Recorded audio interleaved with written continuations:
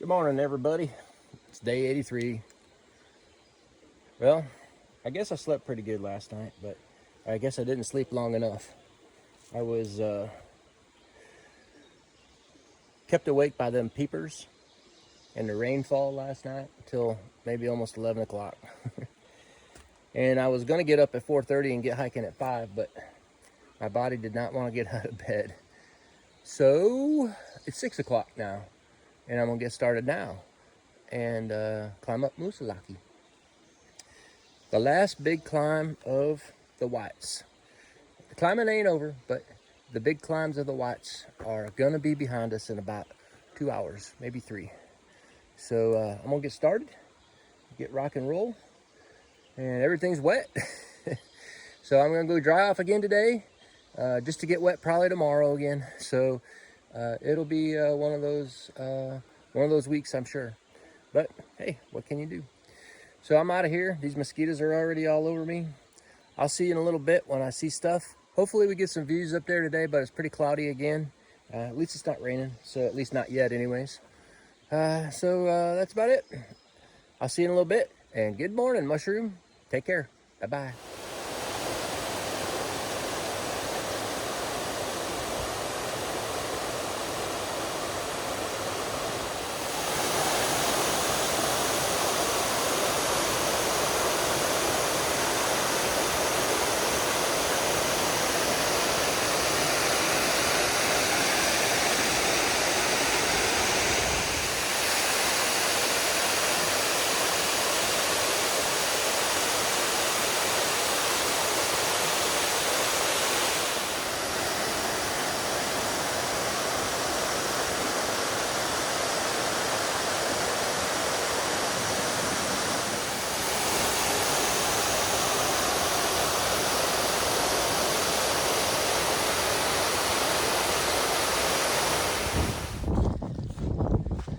Alrighty, y'all, we're almost there.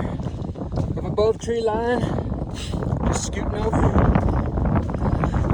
the summit here. Just about 1.2 away, I believe. It's foggy, and windy. So we won't be spending much time up here today. That's a tough climb.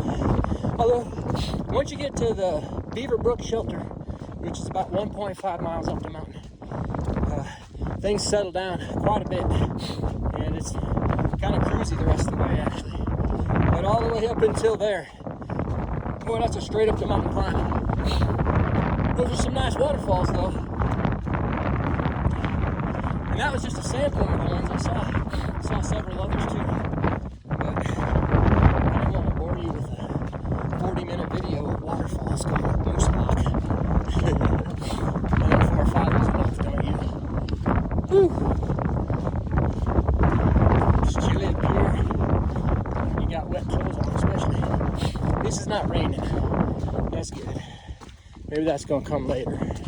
But who knows? The chances for rain today were much less than they were yesterday. Yesterday was a guarantee. Today was kind of possibly, maybe. So let's just hope that that holds off for the rest of the day. It'd be nice to just be dry. All right, I'll get back with you all in a minute. I should get there in just 5 minutes or so. Welcome to Mount Moosilauke, or Moosilauke, whichever you want to call it. 4,802 feet. In fact, I think this is the only summit sign in all of New Hampshire, thanks to the Dartmouth Outing Club, who takes care of this section of trail all the way to Hanover. So yeah. All right, time to rock and roll. Got to go on down to somewhere, down to a road, and then up again, and down again, and up again, then to a road, and I'm done. All right, y'all, I got to get going. It's too bad up here. I'll see you in a little bit. And just like that, we're done with the White Mountains. Now, Moosilauke has a south peak, but I don't think the AT goes over it, and I'm not going to it. All we got to do is go down, and White Mountains in the books. Lovely. It's cold up here, y'all.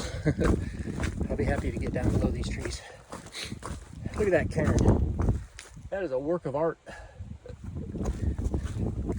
All right, I'll get down on the bottom where it's a little warmer. I'll be back in 2 shakes of a lion's tail, as they say.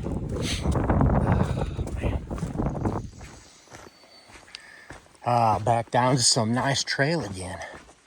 Getting close to about 2,000 feet elevation, which is pretty much where we're going to stay for the rest of New Hampshire. There's a couple of bumps that I think get us up over maybe 3,000. I don't know if Smart or Cube are 3,000 footers or not. But I can say this, we're pretty much done with 4,000 footers until we get to Harper's Ferry, until we go back to Fontana Dam. So Mount Killington is almost a 4,000 footer, but if you want it to be a 4,000 footer, you have to go up to the summit. And I might do that, but technically it's not on the AT, so it doesn't count as a 4,000 footer. Stratton is another 3,000 footer. I don't remember exactly what it is, but it doesn't quite get up to 4,000. And then Mount Greylock, I think, is about 3,600. So those are kind of the big three that are the bigger mountains in front of us. But for now, we're gonna be hanging around 2,000 feet, maybe 3,000 at the most for the rest of the trip. Gonna be pretty much in the lowlands, comparatively, to what we've been doing here. So I'm hoping and praying that this trail evens out and I can start walking again. And there's still rocks and stuff on this trail, but you can pick around these rocks pretty easy. I'm not talking about these kind of rocks. I'm talking about them boulder slabbies that you have to clamber up over or down or whatever. Those are in the rear view mirror, I believe, most of the time. You're occasionally going to get it, but not day in, day out, 8-10 hours a day hiking over those things. Man, I'm looking forward to it, to just getting back to walking again. Faux show. All right, I got about 2 miles to get down to this road. There's 3 roads called 25. One's, I think, 25A, one's 25, and one's 25C that the HC crosses over. I'm going to 25C today. And then the fellows from the Barn Door Hostel are going to pick me up there. I'm going to go in there and dry out. And then I'll get back to work tomorrow. I should get there around 3. It's not going to be like a real early day. This is like 14 miles today, so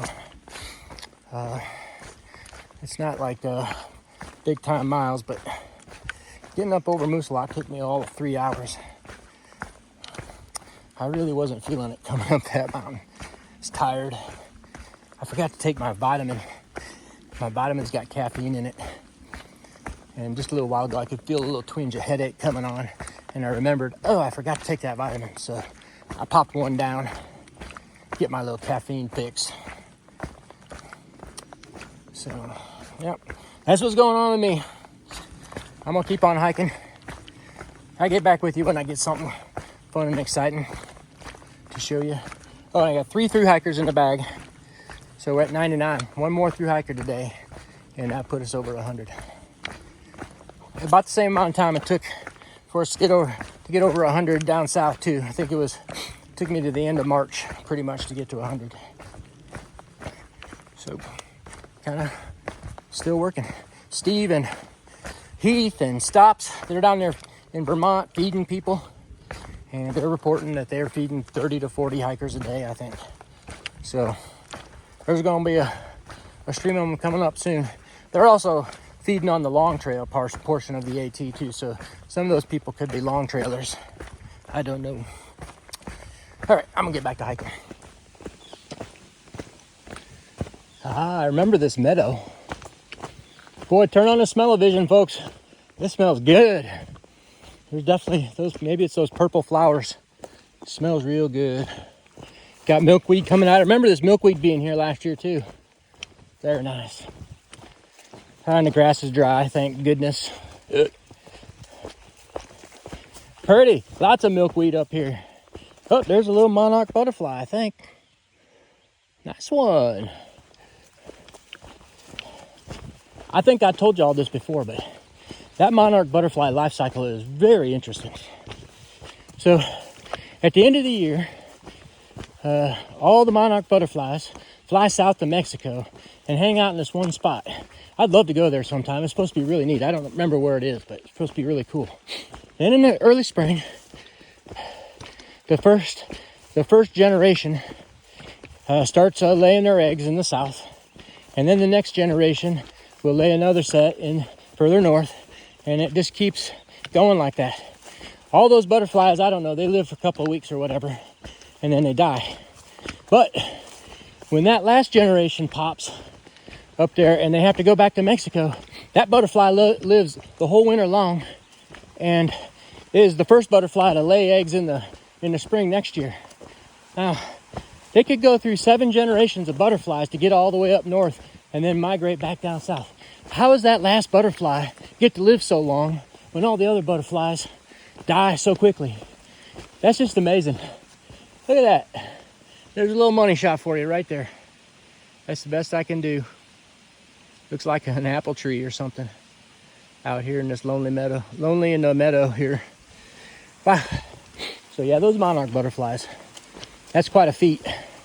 That's got to be some serious genetic coding in there to make that happen. There must be, maybe there's a hormone or something that's associated with the light patterns as the days get shorter in the fall, or maybe it's a temperature sensitive thing.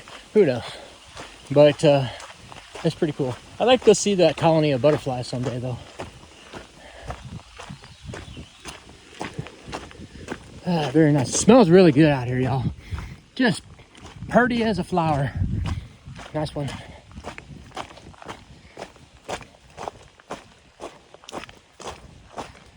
Wow, done with the whites. Can't believe it. That was a tour too, man. It was pain. It was beautiful. It was cold. It was windy. It was warm. It was sunny. It was everything. Everything that you could possibly almost get. Even snow. I get to walk across a little snow up there. What a trip that was. Sure, man. Would I like it every day to be sunny so I could get views off all those mountains? Yeah, sure. For sure. Love it. But even today up on Mount Moosilauke, that was pretty. It was intense. I wasn't going to stay there long, but the intensity of the mountain top can be so lovely just when it's just angry like that. It's really pretty too. All right. Guess I'm just gonna keep on hiking because that's my living. That's what I do. I do that for a living. I'm a hiker. I'll be back in a little bit, you guys. Look at that paper birch tree. There's like 3 of them or 2 of them. Just bunches of them right in there. Nice one. Look at this trail. Thank you, Lord. I'm so happy to see you. You can stay this way all the way to Harper's Ferry. I don't even care about those rocks in Maine.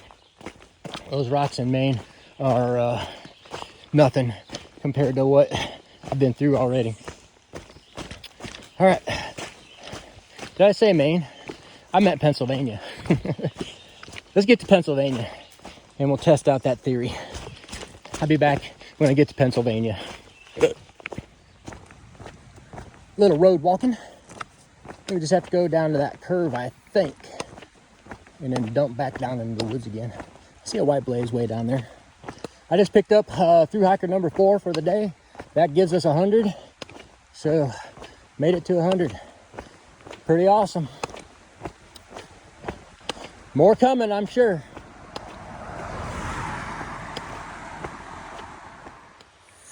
Ouch, that roof's about to cave in. I need to get to work on that thing. And look at that commiseration station. That's where you want to stay. That place is like, it looks like it's a double. Nice one. Speaking of commiseration,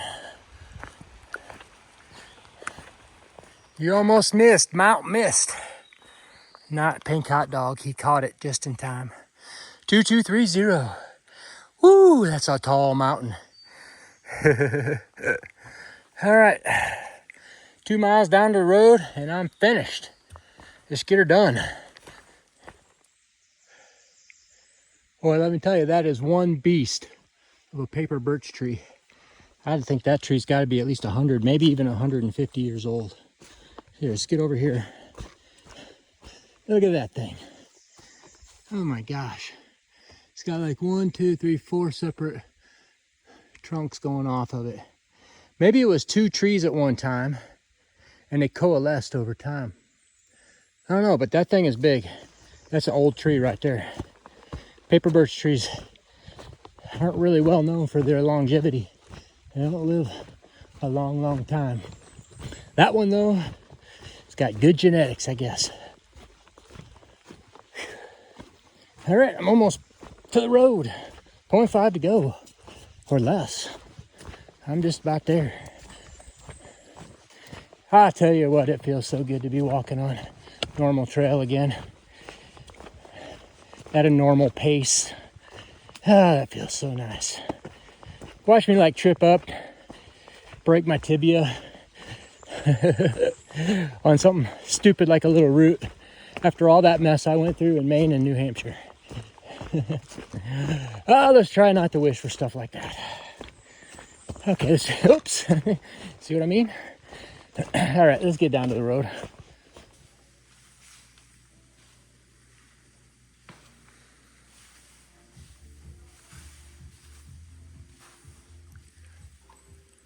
Dude, what's up, man? Look at this dog, y'all. He's such a good looking dog. Look at you. You got your blue eyes and everything. Yes, sir. All right. All right. Nice one. Well, y'all, that's a wrap on day 83. I'm over here at that barn door hostel. And we stayed here last year, Mushroom and I did. And it was a nice place. They take care of their guests, and they have a nice clean hostel. And so it made sense to come in here because I was all wet and soggy, and it's time to get dried out.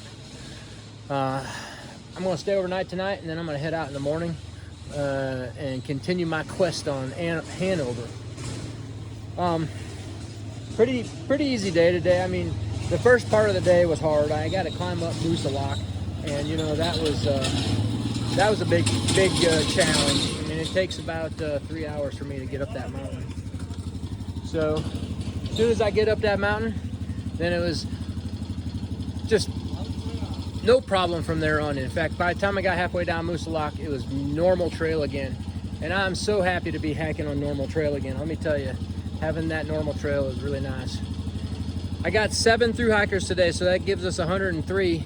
And I think that's a pretty good count here. And so, yeah, I'm just going to relax, get my stuff ready to go tomorrow. And so I'll see y'all tomorrow.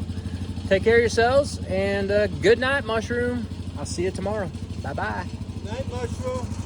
Good night, Mushroom.